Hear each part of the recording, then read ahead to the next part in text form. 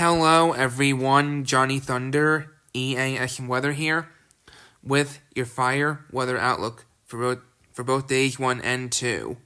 Alright, so starting with day 1. There's a critical fire weather area today covering southeastern Colorado, southwestern Kansas, most of the Oklahoma Panhandle, the northern part of the Texas Panhandle, and northeastern New Mexico. Cities in the critical fire weather area today include Garden City, Kansas, Dodge City, Kansas, Liberal, Kansas, and Guyman, Oklahoma.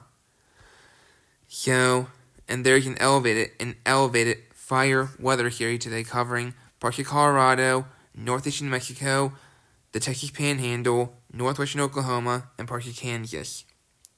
For the elevated.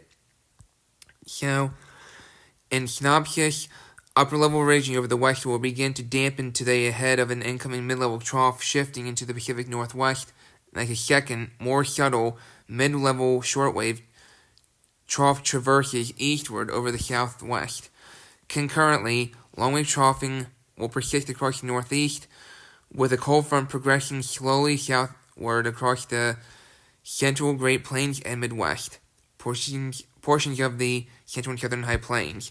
Surface high pressure across the southern Great Plains in tandem with a surface low forecast to strengthen over eastern Colorado will promote a tightened pressure gradient across portions of the central and southern high plains today. Sustained south-southwesterly surface winds at 20 to 25 miles per hour are forecast to overlap very low relative humidity of 10 to 15% for several hours this afternoon, with dry conditions across the region on Sunday helping to further precondition already receptive fuels. This combination of wind and relative humidity is expected to support critical fire weather conditions across the western Oklahoma Panhandle, northern Texas Panhandle, northeastern New Mexico, southeastern Colorado, and southwestern Kansas. Meanwhile, sustained 15 to 20 mile per hour surface winds overlapping low relative humidity of 15 to 20% will promote elevated fire weather concerns across adjacent areas of the central and southern high plains. Alright, there we go. Latest guidance continues to suggest that the aforementioned slow-moving cold front will approach the northern portions of the drawn area after sunset before becoming largely stationary. Areas that do see the passage of the cold front can expect a shift to east-northeasterly winds and at least some increase in relative humidity. The progression of this front will be closely monitored with future outlook issuances. Alright, so subtle expansions were made to the northeast corners of both the critical and elevated areas. This was done in agreement with the latest forecast guidance, allowing for drier surface conditions to advance slightly farther north and east ahead of the approaching cold front. As of late morning, surface observations are already showing sustained southwest winds of 15 to 25 miles per hour, with relative humidity dropping below 30%. The frontal boundary and associated change in wind direction from south-southwest to northeast is currently forecast to move south through west central Kansas and into the drawn areas around 8 p.m. this evening. Almost all of the highlighted area is expected to drop below elevated criteria before the front becomes nearly stationary near the Colorado-Oklahoma border late tonight. So, now moving on to day 2 now. There is a critical fire weather risk area tomorrow covering south central Georgia. Cities in the critical fire weather risk area tomorrow include Thomasville, Georgia, Tifton, Georgia, Moultrie, Georgia, and Douglas, Georgia. There's an elevated area tomorrow covering the far southeastern corner of Alabama, a little bit of the Florida Panhandle, and parts of Georgia. So, for the elevated fire weather risk. So, the red is the critical and the orange is the elevated.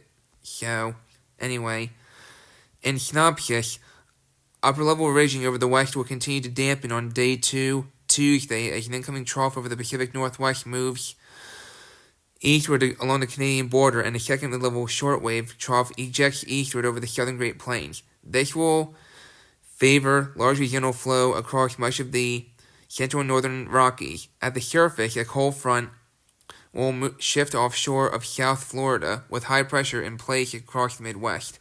A surface low will simultaneously shift eastward along the Canada-Montana border, portion of eastern Georgia into the Florida Panhandle.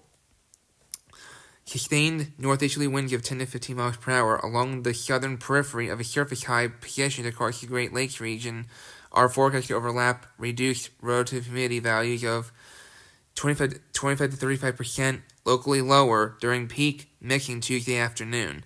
With receptive fuels in place across our region characterized by ongoing extreme exceptional drought and little to no precipitation accumulation over the past 24 to 48 hours.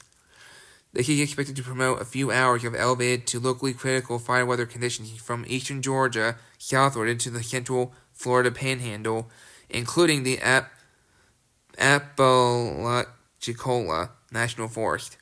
Additional light rainfall is possible tonight and tomorrow across portions of the northern Florida Peninsula into the eastern Panhandle in the vicinity of the southern portions of the drawn area, and they should be monitored for future outlook issuances. Portions of the Central High Plains. The aforementioned gentle flow across portions of the central northern Rockies is expected to promote dry downslope flow across portions of the central and northern High Plains. Latest guidance indicates that sustained westerly winds of 15 to 20 miles per hour may briefly overlap reduced relative humidity of 15 to 20% Tuesday afternoon across portions of eastern Wyoming. While this may promote locally elevated fire weather concerns across the region, elevated highlights have been withheld at this time given the expected temporary overlap of elevated winds, relative humidity. Trends will continue to be monitored. Now I'm going to read this up here. A small critical area was added over south central Georgia, where afternoon northeasterly winds will approach 15 to 20 miles per hour, combined with relative humidity of 20 to 30%. These weather conditions will also exist farther to the south and west as well. However, recent accumulating rainfall and anticipated additional precipitation over this area today and tonight will preclude any extension in that direction with its forecast issuance. This region will continue to be monitored for necessary adjustments as the evolution of preceding precipitation affects fuel receptivity, however you pronounce it. Over eastern Wyoming, brief marginally elevated wind and relative humidity remain in the forecast. Given the recent snow cover and questionable fuel receptivity, the overall fire environment is not expected to result in any highlights over the central high plains on day 2, Tuesday. So, that's your outlook for both days 1 and 2. Remain safe and vigilant in these areas today and tomorrow. If I were you, I would gather supplies immediately, such as food, water, clothing, toiletries, medical supplies, a flashlight, a cell phone, phone chargers, extra batteries, and a battery-powered radio in the event that evacuation is necessary on a moment's notice. Fire can start and spread quickly. Please avoid outdoor burning in these areas today and tomorrow. Please avoid outdoor burning, as all it takes is a little spark. One little spark is all it takes for a fire to start and spread quickly. Do not throw cigarettes on the ground. Do not throw cigarettes on the ground, even if they're not lit, because 1, that's littering.